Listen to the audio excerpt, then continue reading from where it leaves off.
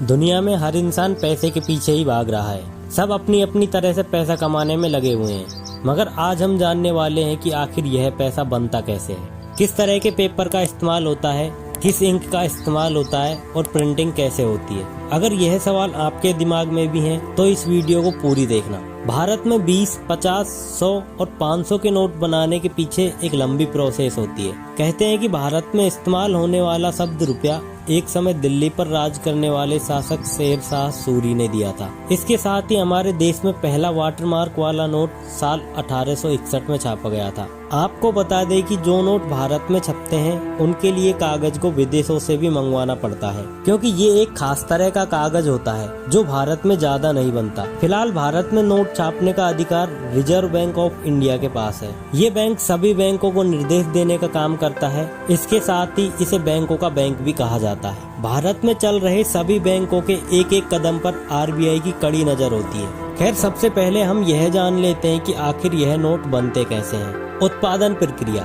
हम आपको बता दें कि पैसों का पेपर घर में इस्तेमाल होने वाले मैगजीन, न्यूज़पेपर, बुक्स और नोटबुक के पेपर से बिल्कुल अलग होता है। पैसों के लिए इस्तेमाल किए जाने वाले पेपर में 75% कपास और 25% लेनिन को मिलाया जाता है। कॉटन और लेनिन को अब बड़े बड़े बंडल में पैसा बनाने की फैक्ट्री में लाया जाता है, जहां इन्हें एक बड़ी मशीन के जरिए अच्छे से आपस में मिलाया जाता है। अब कुछ समय के बाद पानी अलग करके सूखे हुए मिक्सचर को एक दूसरी मशीन में डाला जाता है, जो इस मिक्सचर को बड़े बड़े थिन शीट में बदल देती है। लीजिए, नोट छापने के लिए इस्तेमाल होने वाला पेपर तैयार है। Design stage. इस पेपर को भारतीय नोट का रूप देने के लिए इस पर प्रिंटिंग करनी होती है, जो कि बहुत सोच समझकर की जाती है। आर्ट वर्क, ग्राफिक डिजाइन और सभी सिक्योरिटी फीचर्स को मिलाकर एक परफेक्ट नोट को तैयार किया जाता है। हर भारतीय नोट के ऊपर एक चमकीली पट्टी देखी जाती है, जिसके बिना कोई भी नोट चलाना नामुमकिन है। जिस पट्टी से ही अक्सर लोग यह पता करते हैं कि यह नोट असली है या नकली।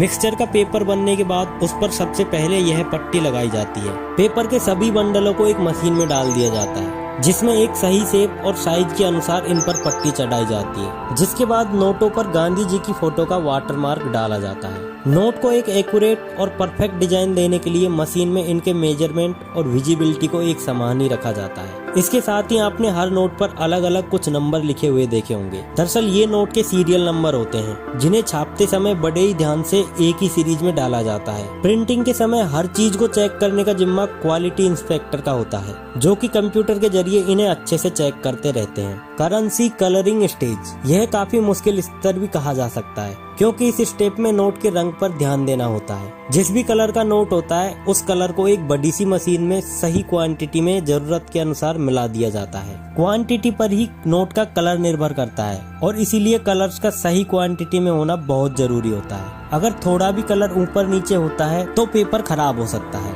खैर, अब कलर करने के बाद डाले हुए कलर में रंगा हुआ ये नोट मशीन से एक साथ बाहर आता है, जो देखने में काफी हद तक तैयार लगता है। पर अभी भी इसमें काफी सारी चीजें बाकी हैं। Finishing and checking. अब नोटों पर कलर होने के बाद इन पर लिखी हुई संख्या को एक मशीन के जरिए हाईलाइट किया जाता है। जैसे आपने 500, 1000, 2000 के नोट पर हरे रंग से चमचमाती हुई लाइन को देखा होगा। अब यह हो जाने के बाद एक एक नोट को चेक किया जाता है कि बने हुए नोट में कहीं कोई कमी तो नहीं रह गई। इस दौरान जो नोट खराब होते हैं या जिनमें कोई कमी होती है, उन्हें एक तरफ निकाल दिया जाता है। सही नोट की सभी सीट्स को अब आगे की प्रोसेस के लिए एक मशीन में डाल दिया जाता है। चेकिंग के बाद मशीन की मदद से इन नोटों को बड़े ध्यान से सही शेप और साइज में काटा जाता है। हर शीट को इक्वल रखकर काटना बहुत जरूरी होता है। काटने के अलावा इन नोटों को सही ढंग से प्रेस भी किया जाता है, जिससे यह एकदम कड़क पेपर की तरह बन जाते हैं। पैकेजिंग। सभी नोटों की कटिंग के बाद इन्हें अच्छे से ट्रांसपेरेंट पन्नी में बंद कर दिया जाता है, ताकि ट्रांसपोर्टेशन के दौरान कोई दिक्कत ना आए।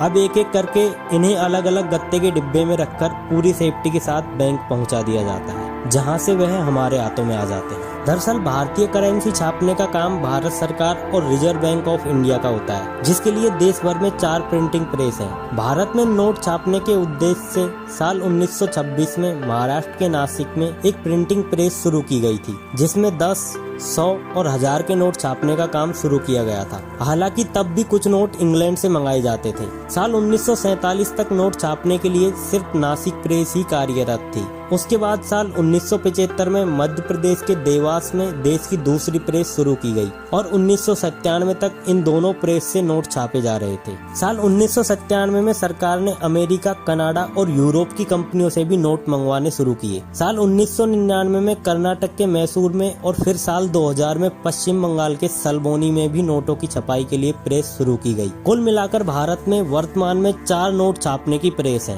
देवास और नासिक की प्रेस वित्त मंत्रालय के अधीन काम करने वाली security printing and meeting corporation of India के नेतृत्व में काम करती है। वहीं सलबोनी और मैसूर की प्रेस को भारतीय रिजर्व बैंक की सब्सिडियरी कंपनी भारतीय रिजर्व बैंक नोट मुद्रण प्राइवेट लिमिटेड संचालित करती है। कहां से आता है पेपर? भारतीय मुद्रा के नोट में इस्तेमाल होने वाला ज्यादातर पेपर जर्मनी, यूके और जापान से आयात किया जाता है। आरबीआई अधिकारियों के मुताबिक भारतीय मुद्रा के 80% नोट विदेश से आने वाले कागज पर ही छपते हैं। वैसे भारत के पास भी एक सिक्योरिटी पेपर मिल है। यह होशंगाबाद में स्थित है, जो नोट और स्टाम्प के लिए पेपर बनाने का काम करती है। वहीं नोटों में लगने वाली स्पेशल स्याही स्विट्जरलैंड की कंपनी SICAP से मंगवाई जाती है। भारत में भी लगी है स्याही बनाने वाली यूनिट। हालांकि कर्नाटक के मैसूर में भी केंद्रीय बैंक की सब्सिडियरी भारतीय रिजर्व बैंक नोट मुद्रण BRBNMPL की स्याही बनाने वाली यूनिट वर्णिका की स्थापना की गई है, जिसका उद्देश्य देश को नोट छापने के मामले में आत्मनिर्भर बनाना है। तो देखा आपने